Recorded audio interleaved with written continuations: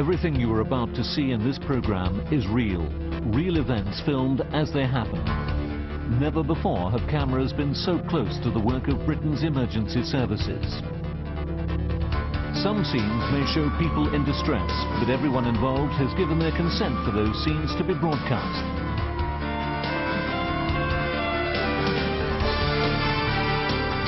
All firefighters run the gauntlet between death and destruction. But the dangers facing this brigade have the added dimension of terror. This is Belfast in July, the start of the marching season in a city full of fear. A time when extremists from both communities could well increase their threats of firebombing and destruction. Huge celebratory bonfires are being lit by Protestants on 1,000 street corners across the province. Fires that kindle smouldering resentment among Catholics, and stuck in the middle is the Northern Ireland Fire Brigade. Roger, there's been severe gunfire and explosions within the area within the last half hour, over. They have to pick up the pieces when the marchers come to town.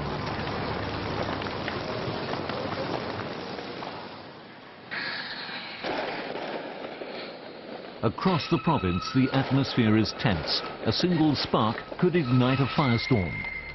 Many of the Protestant marches planned for the week ahead will pass through Catholic areas.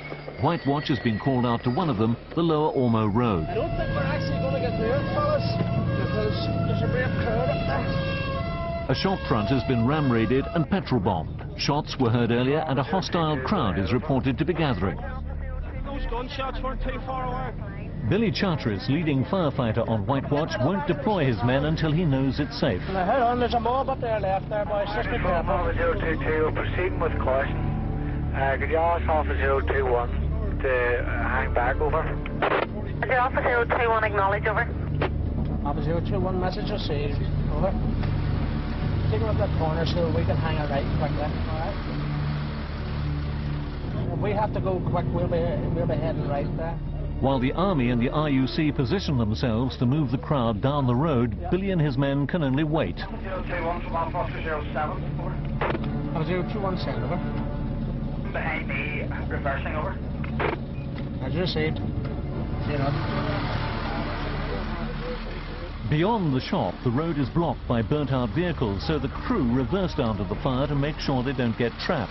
There may be a heavy police presence, but the fire crew themselves are defenseless. Stay there, guys. That's why they never deploy more men than the job demands. Just stay there. The brigade frequently comes under attack while working. This fire is deliberate. Arson has become a regular instrument of political protest. The men of violence lurking in the shadows are the biggest threat of all. What BA's on? Do you want the BA's off? No, not yet. Get it knocked in the jet first of all. Okay. I'll turn the BA in and get in my hand. Fire control from Officer 021. Officer 021 is now control point for this incident.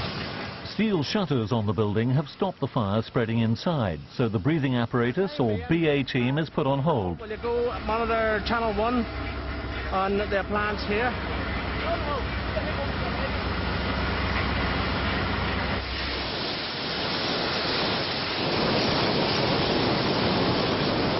The fire here is barely out when there's another petrol bombing just a few hundred yards down the road. See it?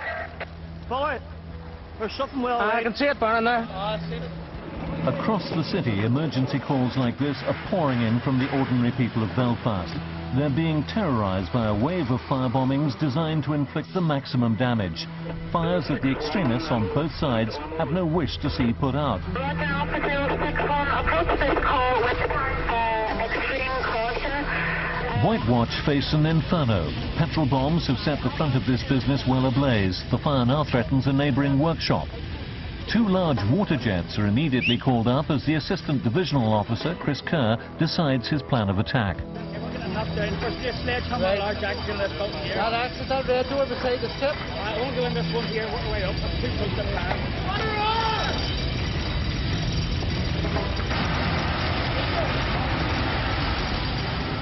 As the firefighters go about their work, they must always be wary of onlookers. Some may try to obstruct their efforts.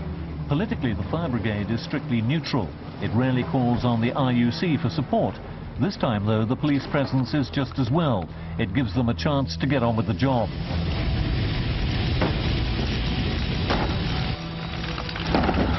Get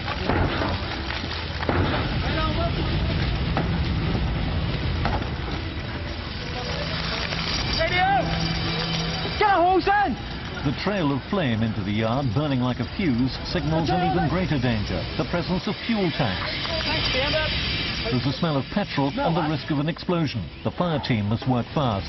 What, that's petrol or something, so I'll just keep spraying it. That's those drums. That's those drums are leaking.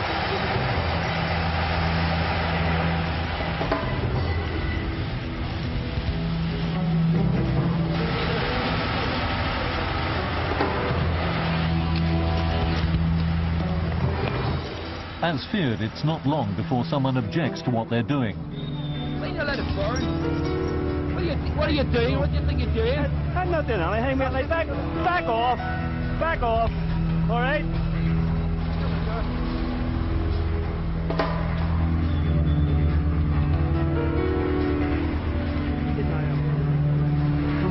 I just watch yourself. I'm getting restless now.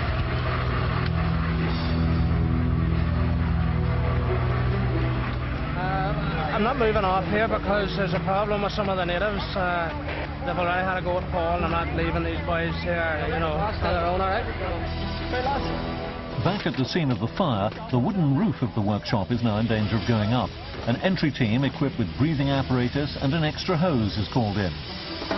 The special helmet worn by Jackie Carson carries a camera which projects thermal images onto his visor. Inside the building, it allows him to trace the pattern of the fire through the dense smoke and pick out the hot spots. Call, more pressure to hosing, more pressure to hosing. Stay again, Jackie, over. So there's more hosing the pressure, they can. More hosing the pressure, let's go. Rob, more pressure on the hose ring for the BA men. Can you give him another 1 bar? Hey, lads, give the rain. I'm going to give you a 45. The pressure on the smaller hose still isn't enough to fill the roof space, so a more powerful 45mm jet is brought in. Very well, mister.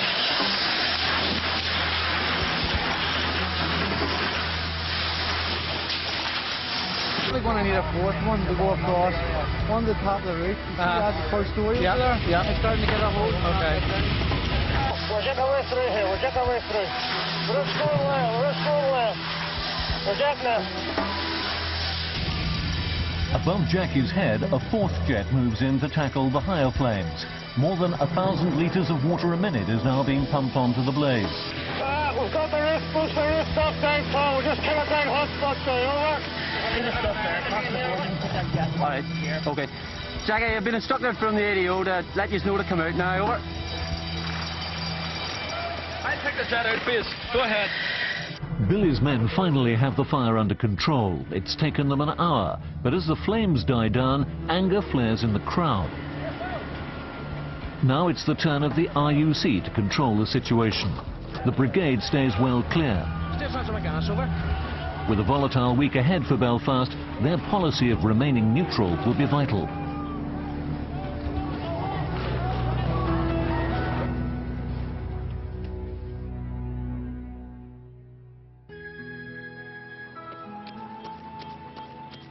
The next 7 days will bring almost continuous call-outs for nearly every fire station in Belfast.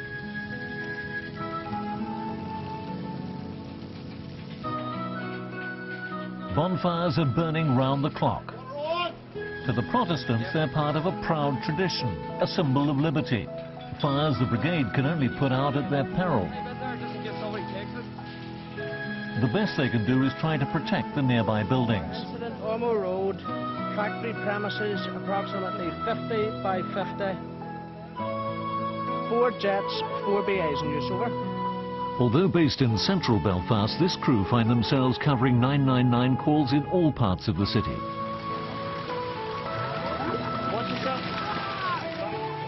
A derelict house near another bonfire goes up in flames. Onlookers jeer the attempts to put it out, but at least the crew is allowed to get the job done.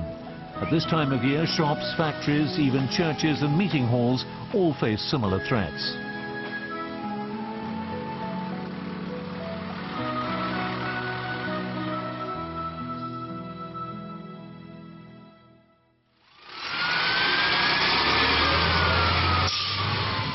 But even in a week like this, not all the brigade's work springs from the troubles. 021, just for your information, the boy fell to the roof of the builder's yard down the road. Stevie Smith is the leading firefighter on Greenwatch. A 7-year-old boy has had a serious fall at a builder's yard in the city centre. Details aren't yet clear, but the boy is reported to be lying on a roof beyond the reach of paramedics. Fire control 12 to 041, over. Heads up that roof over there. Fire control 221 on the fence, sir.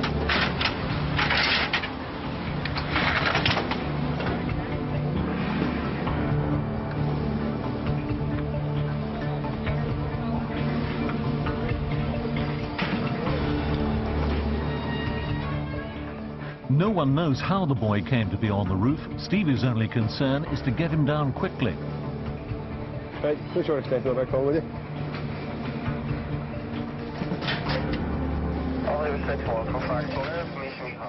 A friend of the injured boy helps guide them to the right spot.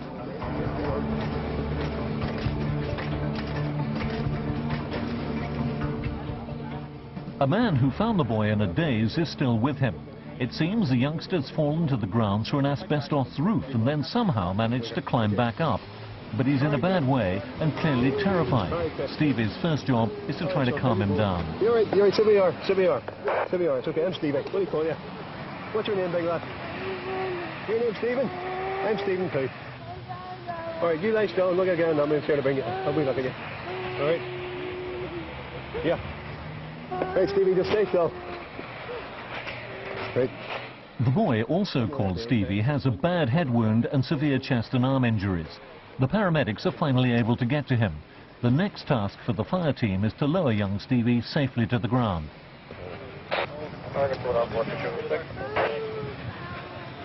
Stevie, can you remember what happened? You know how far you fell? Right. And I climbed up and came down the ladder and came up here. Right. First of all, I couldn't find a hole. I couldn't find a hole in the roof, so I kicked that hole through myself. Right. And I heard him crying down in there, so I called him, but there's 2 levels in there. He was in the bottom level. Can you bring him up? He came up himself, up to the top level, and when I kicked that, I could see he was wandering around in the daze, you know. So I just put the ladder down and waved my arm at him and got him over, climb up that ladder. But when I get up, I didn't want to fall through again. Was he the only one in there? It's not clear whether the boy was on his own, so Big Stevie starts combing the lower levels of the building. It soon becomes apparent that when the asbestos roof gave way, young Stevie plunged some 30 feet. So where did he fall onto then out the back? It's not nobody. It must be the early ones there. Well, it's all right on here then. Pretty solid. Sorry. Stevie could have been stuck in the building for hours if the man passing by hadn't raised the alarm. Good lad. Good lad, Stevie. All right. Stevie, okay. All right, Stevie. Good man. All right, bring him over. We'll bring him up a wee touch. Right, hold on, boys. Don't want that on the collar. Aye. Young Stevie's abdominal pain is getting worse. It means he'll have to be lowered horizontally rather than feet first. That makes it a much trickier operation. Hands underneath. Nice and easy. Okay, Steve. Up Right. towards me about 2 inches. Right, Stevie, Okay. after. All right. 1, Okay. 2, 3. That's Good lovely. man, That's lovely. Okay. Good lad. Okay. All right, Steve. You're all right, Stevie. Steve. Good man. You're okay, man. Right, bring him over. You're doing well. You're doing very well. You're doing good, kid. You're doing great. You okay? Be down soon. What do you say, Stevie? My belly's sore. Your belly's sore. You're going to the hospital now. You'll be all right. You're doing very well. You're very brave. All right, 3.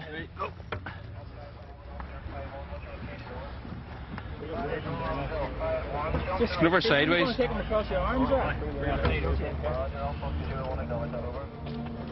On the ground, Stevie's mother can only imagine the extent of her son's injuries. She can hardly bear to watch as he's gently lowered to safety.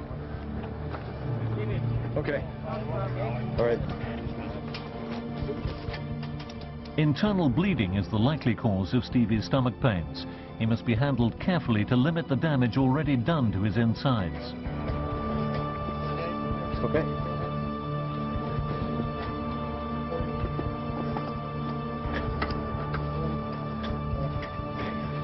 Okay, bring that. He's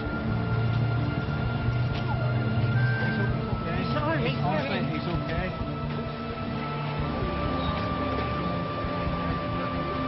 Probably should have you panic. Don't panic.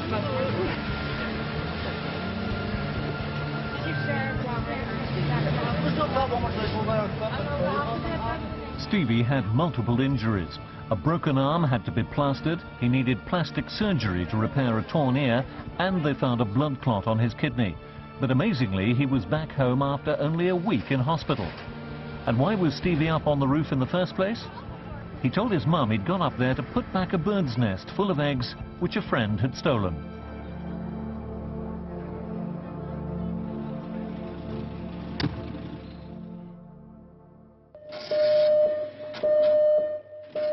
A night shift later in the week for Greenwatch. They're just back from a job when there's another shout, one that will see them through to the early hours.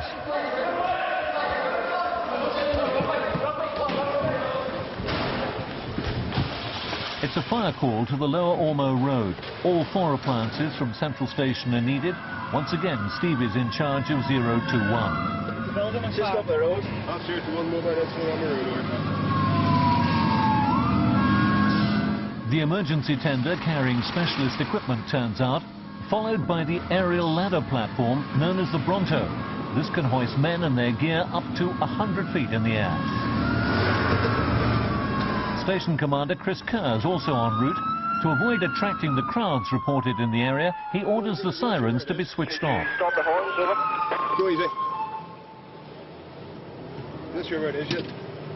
This says Ormo Road, Lower Ormo Road. Got a gun. Some over here on the left, go like mad.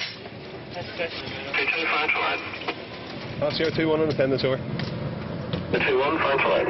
Yeah, it's like a bit of BFB. Honest under there, no?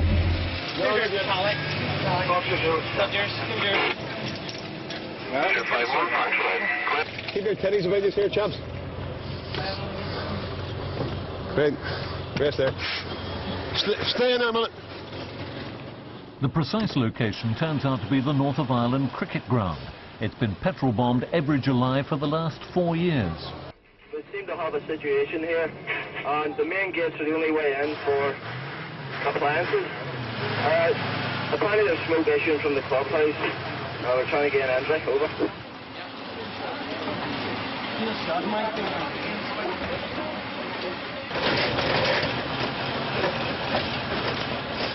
As Stevie climbs over, he gets the first glimpse of what they're up against. Why not put the chains on it and pull it over?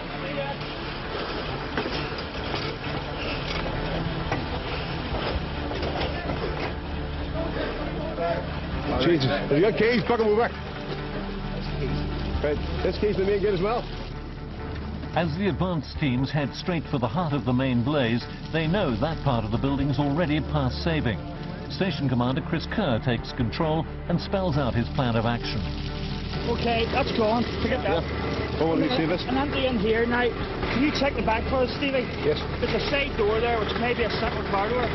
Stevie must quickly assess and report back on which entry points are available and what exactly is now threatened by the main blaze. Eddie O'Clark, Melon Smith, over. Go ahead, over. Alright, what's your name? I'm at the back of this building here.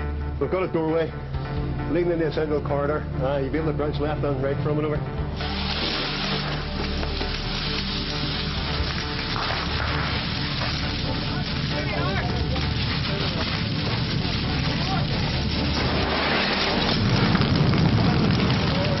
The first breathing apparatus, or BA team, will be entering through the front.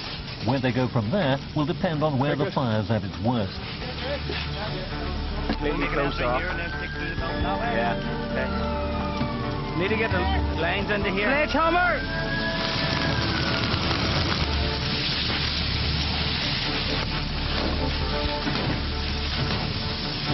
See, Amen? You going under there? Okay. Eamon and Colin, the BA team, will act as pathfinders. Okay. The fire inside the building hasn't yet reached the front doors, so they'll have to go in and find it. How much air they have and how long they're inside will be strictly monitored by the BA controller. 180, okay? Colin, you alright? Yeah. In through that door. Go right, you come to a few stairs, you go down. Yeah. You'll find double doors. Double doors lead you into the bar area. Okay. Okay? don't go any further than that. Right. And stop the fire spreading into this hole now. Okay. Have you got that? You hear that? You hear that? Yeah, Watch, end of the right. to your left, because to your left you go down steps to the basement. So we're end of the right, going on a couple of steps down. Go in there, through the door, down to your right, just follow straight down. Yeah. You come to the steps. Alright? Yeah.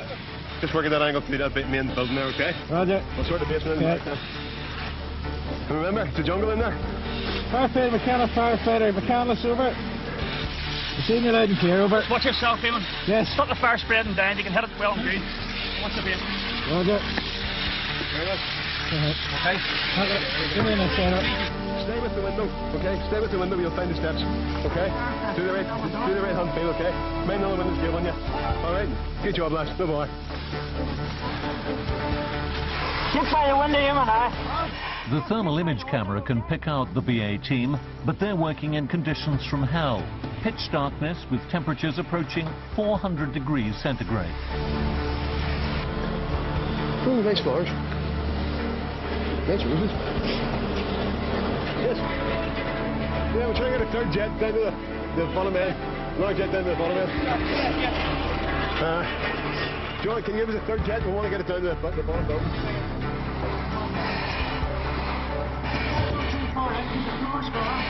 Right, okay.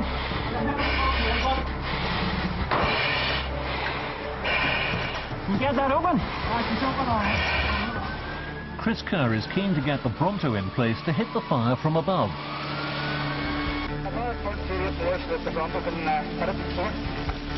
Yeah, we're simply made of aluminium type material which but also was unable to penetrate over.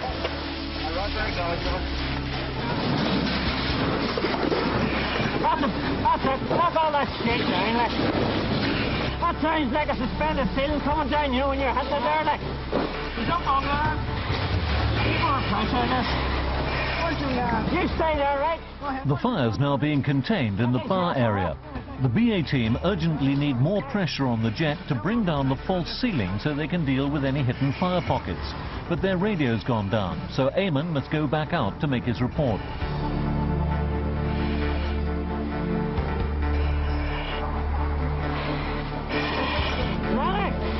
Ready? Increase pressure there. Increase pressure on our jet number 1 delivery. Right above pump, all right? All right?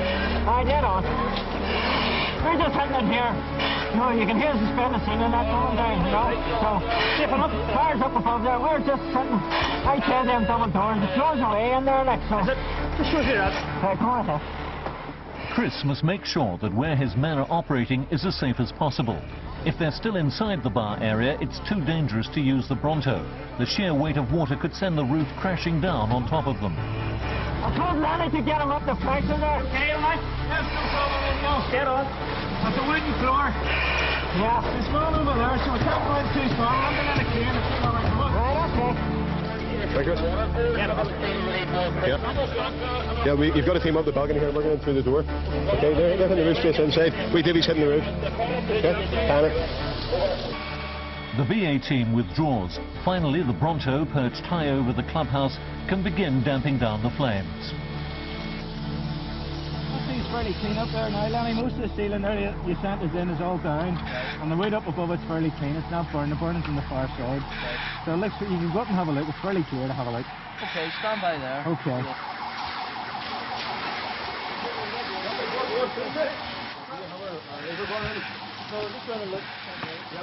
Inside, with the lights back on and the smoke blown away, there's now a clear view of the doorway at the top of the stairs where Colin and Eamon fought the fire.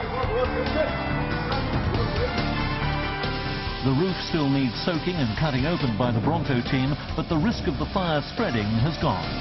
Had a bump in through this window here. Does you see the fire here? All burnt here first. That's why the whole wall burnt away there. Within days, the marching was over, and most people forgot the familiar fires and destruction for another year. But for the owners of this club, it was one attack too many. In August, the site was put up for sale.